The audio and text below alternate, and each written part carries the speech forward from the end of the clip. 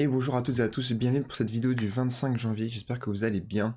Aujourd'hui on va faire un tour sur les news du jour et on va faire un petit focus, enfin même un gros focus sur Bit&Sword Tao, qui est quand même un projet dont je parle beaucoup sur cette chaîne parce que c'est un projet sur lequel je suis le plus bullish, c'est le projet que j'ai le plus en portefeuille, etc.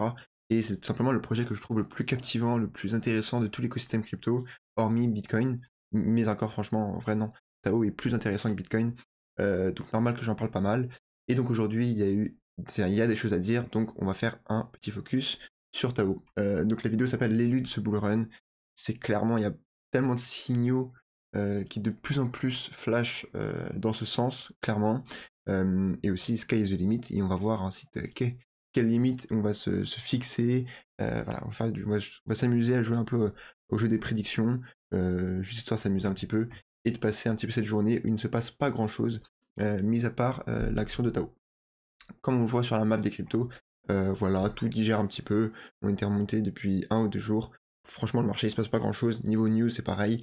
J'ai pas beaucoup de news à vous passer, donc on va pas, ça sert à rien de parler pour rien dire, hein. Niveau volume, on est revenu assez faible sur Bitcoin et Ethereum. 20 milliards, 10 milliards, c'est clairement pas énorme. Niveau prix, on est toujours dans notre même zone d'incertitude. Est-ce qu'on va continuer notre correction ou est-ce qu'on repart en tendance haussière? Pour l'instant, we don't know, on ne sait pas. Niveau donc, de la map, il y a tout de suite Tao qui nous saute aux yeux. On voit ces choses qui est très surprenante. Je sais pas si vous avez fait gaffe à ça, mais c'est le volume de Tao. À première vue, c'est quelque chose qui n'est pas favorable, parce que lorsqu'on a un actif qui est capitalisé à 2 milliards de dollars et qu'on a un volume qui est à 20 millions, c'est extrêmement faible. Ok, d'habitude on aime bien des volumes qui soient égaux à 10% de la market cap totale, mais en fait, lorsqu'on étudie un peu plus, on se rend compte que c'est simplement parce qu'il y a 90% de tous les Tao en circulation qui sont en staking, donc ils ne peuvent pas être... Enfin, ils sont pas en circulation, quoi. Ils sont en staking. Donc on a 20 millions uniquement avec 10% en circulation de Tao, ce qui fait en réalité un très joli volume. Et c'est pas anodin ce genre de volume, avec la hausse qu'on a actuellement, parce que je vous rappelle qu'il y a 48 heures, on était à 260, hein. Moi j'ai acheté il y a quelques jours, on était à 220, donc voilà, déjà hier on a connu une très belle journée sur Tao, et là encore plus. D'habitude, en volume, on est autour des 4-5 millions. Depuis qu'on a vraiment franchi la barre des 50 dollars, 100 dollars, on est autour des 4-5 millions. Et des volumes aussi gros que ça, je peux vous les passer sur Taostat. On le voit ici, hein, c'est des petites barres bleues. Ça va être temps parce que voilà. Donc les volumes, c'est comme les volumes qu'on avait ici. Donc là, c'était pendant vraiment la phase limite parabolique, où on est passé de 100 dollars à 300, 400. C'est vraiment les volumes qui nous ont emportés. C'est très important pour savoir si une montée est saine, si elle est réelle, d'avoir beaucoup de volume dans tous les actifs, et Tao ne fait pas exception, et donc là c'est très bon signe, et ça présage une bonne santé pour cette hausse qu'on a. Voilà pour l'écosystème des cryptos en général et pour Tao. On passe directement sur Twitter, on a Dreadbungo, je vous encourage à aller le suivre. Encore une fois, cette vidéo n'est pas un conseil d'investissement, ni un conseil tout court, mais je vous encourage à aller le suivre si vous êtes sur Twitter. C'est un OG de Tao, voilà. Il est assez intéressant, et forcément il s'y connaît plutôt bien. Toujours très intéressant de le lire. Donc là, sur son tweet, donc c'est un maxi Tao, hein. Il a aussi d'autres cryptos, mais c'est quand même un maxi Tao. Qu'est-ce qu'il propose? Il dit simplement qu'on est au tout début de l'aventure, de l'aventure, on va dire, et on sort de l'adolescence. C'est moi qui le dis, mais on sort de l'adolescence sur Tao. On est dans l'adolescence de Tao, parce qu'il va y avoir une grosse mise à jour qui va arriver dans quelques mois. Faut qu'elle soit acceptée, mais je pense qu'elle va l'être. Et dans le cas où elle l'est acceptée, en fait, vous allez avoir tout simplement tous les subnets. Est-ce que c'est pas mieux que je vous dise ça après avoir fait un petit récap du projet Tao? Bon, je vais vous récapituler ce qu'est Tao un petit peu après. Mais vous allez avoir tous les subnets qui vont être en fait comme des réels projets crypto, et qui vont devoir faire des roadmaps, des use cases, des projections de revenus, euh, des réelles applications, comme chaque projet crypto en fait. Pourquoi? Parce qu'elles vont devoir attirer les investisseurs et les delegators à tout simplement staker leur Tao dans leur propre subnet, afin d'avoir plus de pourcentage d'émissions de Tao quotidien.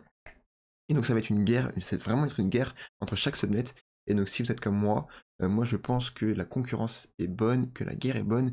Si on laisse quelqu'un avec un monopole, bah vous pouvez être sûr que ça va être moins efficace sur le long terme que si on avait mis une forte concurrence, parce que c'est la concurrence qui amène tout en fait. Ça peut être le boulanger du coin ou un subnet sur Tao, mais c'est la concurrence qui amène tout le monde à s'améliorer et à sortir de sa zone de confort et à devenir de meilleur, quoi. Et donc moi je suis extrêmement bullish sur cette mise à jour, évidemment. Donc voilà, pour moi, on est vraiment début de l'adolescence, voilà, on va dire l'adolescence de Tao. on a cette mise à jour qui va tout changer. Comme en fait, faut se mettre en perspective, hein, mais il y a 4 mois, on n'avait pas de subnet sur Tao. Il y a 4 mois, il y avait un ou deux subnets, c'était le root subnet, c'était tout. Ensuite, il y a eu les subnets qui ont été implémentés, il y en a eu 4, 8, 16, 32 maintenant. Donc là, le spot, la lumière, elle est vraiment sur la mise à jour qui arrive. Donc la mise à jour, je le rappelle, pour ceux qui n'ont pas vu ma vidéo sur ma chaîne sur la présentation de Tao, actuellement, on a 32 subnets sur Tao, et le seul coin à l'intérieur de tout cet écosystème, c'est le Tao. Et donc la proposition vise à amener ce qu'on appelle des dynamiques Tao. Ça va être... je peux vous mettre le disant. Ouais, ça va être des dynamiques Tao. Excusez-moi, donc ça va être des tokens par subnet. Ok, donc là vous voyez que donc, on a tout l'alphabet grec. Donc là c'est les 32 subnets. Et donc chaque subnet va avoir son token. Et si, par exemple, moi je suis investisseur dans Tao, je stake mes Tao, mais là je pourrais faire un choix. Par exemple, moi j'aime bien le subnet, j'en sais rien, tu as 19 et 24 par exemple. C'est pas le cas, mais ok. Je vais prendre le 19 et 24, et ben je vais staker mes Tao que chez le 19 et 24. Et pour faire ça, je vais devoir acheter leur token à eux. Et en gros, ça va leur permettre d'avoir plus de poids, et du coup, ils vont avoir plus d'émissions de Tao pour distribuer à leurs mineurs, et donc il va être plus compétitif, il va être plus puissant, plus de puissance de calcul, etc. Donc ça va être révolutionnaire. Je pense que ça fait peur, ça a fait peur le jour où c'est sorti en janvier. Pendant 4, 5, 6 mois, c'est le temps de s'habituer, ça va être un peu compliqué. Mais ensuite, sur le long terme, et en fait, je pense que dans un an, on se dira, mais c'était tellement évident, comment on a pu douter de ce genre de mise à jour. Je pense qu'on se dira ça. Niveau news, on ressort un peu de Tao, mais je vous passe la seule news que j'ai vue intéressante. Mais c'est tout simplement la SEC qui a reporté à mars sa décision par rapport à l'ETF d'Ether de BlackRock.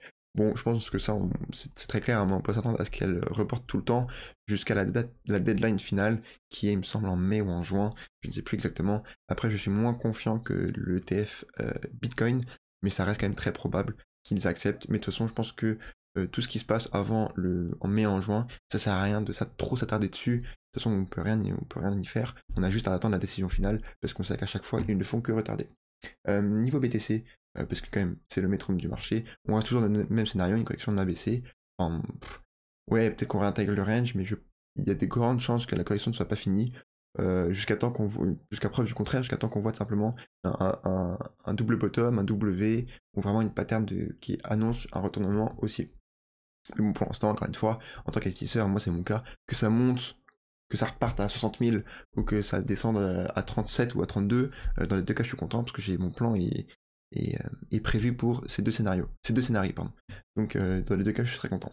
Maintenant, chose qui est très intéressante, vous voyez, regardez ça, j'adore voir ça moi. C'est un peu bizarre, mais je passe pas mal de temps du coup devant les graphiques, et voir une bougie pleine, je sais pas comment on appelle ça, mais une bougie où il n'y a pas de mèche en haut, c'est-à-dire vraiment que la bougie elle pousse à la hausse, et ça se fait même pas ravaler, etc. Je trouve ça magnifique, c'est assez rare de voir des bougies comme ça. Il faut vraiment être témoin d'une très forte poussée à la hausse lorsque c'est comme ça, et je trouve ça très beau. Un peu bizarre, mais voilà, tout simplement. Donc Tao, pour rappel, hein, ceux qui découvrent la chaîne, écoutez, bienvenue, mais pas pour jeter des fleurs, mais pour dire au moins on l'avait prévu, on l'attendait. C'était quand Tao, la chaîne je l'ai commencé vers ici je pense, et ici on en parlait tous les jours.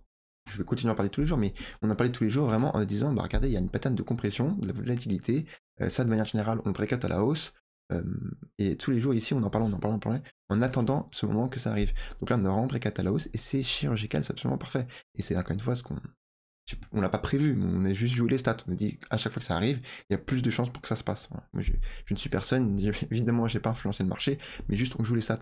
Donc ça, un breakout, c'est venu faire un pullback sur le support, parfait, comme graphiquement parfait, et ensuite une énorme impulsion haussière avec beaucoup de volume, comme on l'a vu sur le Tao Stat. Donc franchement, une hausse plus saine que ça, moi je connais pas. Après, franchement, d'autant plus que le marché ne monte pas là. Donc ça veut dire que la hausse est tellement forte que on va dire, elle attend même pas le marché. C'est très très rare, je trouve. Et c'est très sain, parce que là, on a du volume, on revient d'une grosse correction, les récits sont pas en surchauffe.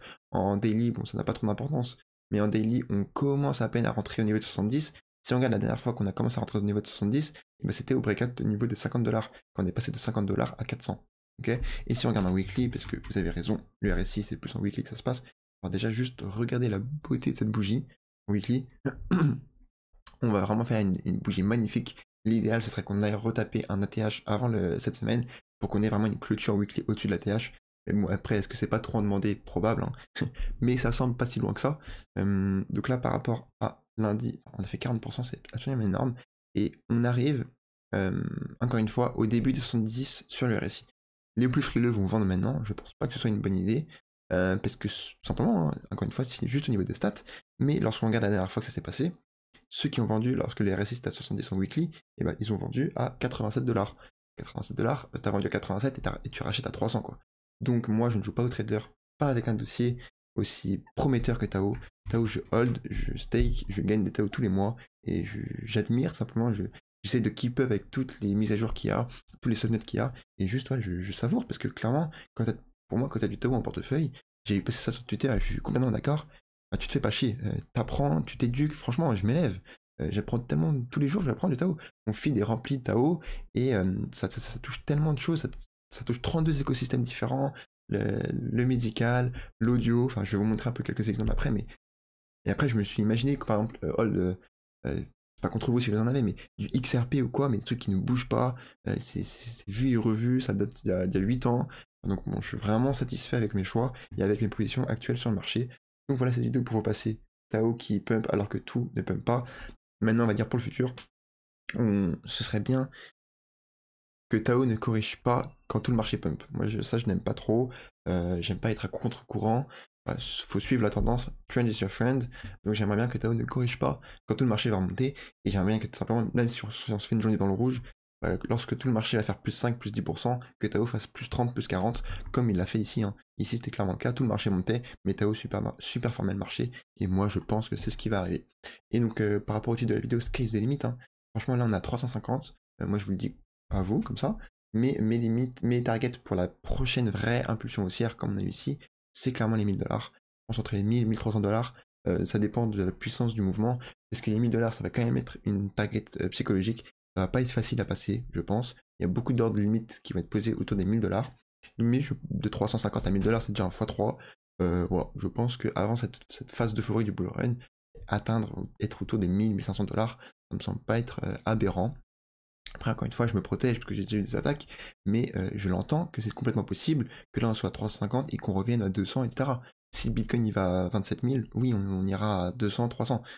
Ok, mais je ne suis pas fermé contre, je dis simplement que les stats et plein d'arguments que je vous ai dit pendant 12 minutes là tendent vers autre chose que cette prédiction. Si vous voulez être familier un peu avec l'écosystème de Tao, etc., je vous invite à essayer l'application Corcel, que vous allez trouver un peu partout, notamment sur Taostat. Taostat, c'est vraiment le site de référence pour tout ce qui est relatif au Tao. Vous allez avoir toutes les infos sur les mineurs, sur les subnets, sur les validateurs, etc. Et là, vous avez juste à cliquer ici et vous allez aller sur Corcel. Corcel qui est de mémoire le subnet 18, mais on peut aller checker tout ça ensemble. Voilà, Cortex, c'est le subnet 18. C'est entre guillemets un peu de la triche. Parce que lorsqu'on dit que Tao, on s'imagine que c'est une IA, c'est une entité, une IA, etc. C'est faux. Tao, c'est une marketplace pour l'intelligence. C'est tout. Ça va être des modèles d'incentive où celui qui va être le plus récompensé, c'est celui qui va apporter le plus d'intelligence. Peu importe si vous l'avez pris chez OpenAI, si vous l'avez produit dans votre garage, etc. Seul le résultat compte et il faut apporter de l'intelligence. Corcel, en l'occurrence, ça utilise des API de partout, de OpenAI, machin, machin. Donc en gros, c'est un peu, on va dire, un mix amélioré, même si on est tout au début, de OpenAI, de Bard, etc. Ok, et vous avez pas mal d'applications, vous avez de la génération d'images, ce n'est pas aussi bon que Midjourney pour l'instant, mais c'est déjà ça, et vous avez enfin bref, plein d'options, de translate, c'est pas mal, et enfin faut savoir que cette application elle a que 3 mois par exemple, et cette application ce n'est qu'un subnet sur les 32 qu'il y a actuellement, et bientôt à venir 64, et 48, vous avez compris, à chaque fois c'est x2. Niveau Discord, voilà, ça c'est Discord de Tao, où donc au début il faudra dire que vous êtes bien humain, etc. Hop. Et c'est ici que vous allez pouvoir rentrer sur chaque channel des subnets, où vous allez cliquer sur les emojis, ça va apparaître, et vous avez, bah, ensuite faut être tech, hein, parce que là généralement c'est les mineurs, ça explique comment miner, etc. Mais c'est quand même extrêmement intéressant, et vous avez bah, là FileTao qui fait penser à Filecoin, bah, là vous allez comprendre tous les projets de chaque subnet, et c'est extrêmement diversifié tout simplement. Là je vais vous passer un extrait un premier teasing, on va dire teaser du subnet, on va regarder ensemble encore une fois. 16, donc c'est un subnet parmi 32 qui est pour la génération de musique. Donc ça, en gros, ce que ça nous montre, c'est que tu mets un prompt à ce subnet là, et voici les résultats que ça nous sort en fonction. J'espère que vous allez entendre, je ne sais pas.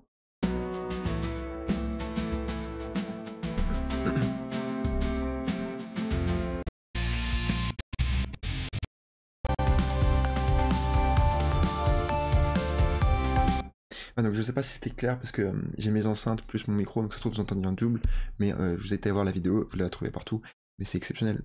Ce n'est qu'un use case, on est au tout début, tu mets un prompt, ça te sort une music generation, et à travers le même écosystème, t'as un ChatGPT, t'as un Midjourney, t'as un générateur de musique, t'as un truc qui va te faire des diagnostics médicaux, t'as un truc pour storage tes données sur une blockchain. Tu peux avoir un render, franchement un render, tout le projet qui vaut 1,5 milliard, ça peut être qu'un subnet sur Tao. Donc bref, voilà pour une présentation un peu globale de ce qu'est Tao. Si ça vous intéresse, je vous invite à aller voir la vidéo sur ma chaîne qui me semble être pas mal et aller pas mal dans le détail. Et voilà, mes targets au niveau du bull run, c'est bien plus de 1000 $. Moi je pense qu'au top du bull run, on sera au moins autour de 5000 $. On verra ce que l'avenir nous réservera, mais je pense que pour moi la plus grosse narrative de ce bull run là, même on va dire en bourse, en crypto, partout, c'est cette narrative qui pousse tout actuellement, et je pense que c'est à raison, c'est simplement l'intelligence artificielle qui pour moi sera la plus grosse, enfin une des grosses révolutions humaines qu'on va connaître, enfin des révolutions technologiques qu'on va connaître durant les prochaines décennies. Du coup voilà pour cette petite mise à jour sur Tao, et on a fait un petit tour sur les news, je vous ai donné quelques infos, je vous ai montré le Discord, j'espère que vous l'avez en portefeuille depuis le temps qu'on en parle. Si vous l'avez, tant mieux pour vous, sinon, ne vous inquiétez pas, il y aura toujours des opportunités sur le marché, c'est pas très grave. Ne faut pas avoir du FOMO. Il y a 3 jours, c'était à 220 $, c'est pas grave. Il y aura d'autres opportunités, prenez le temps de prendre des bonnes décisions. Je vous dis excellente journée, et je vous dis ciao ciao.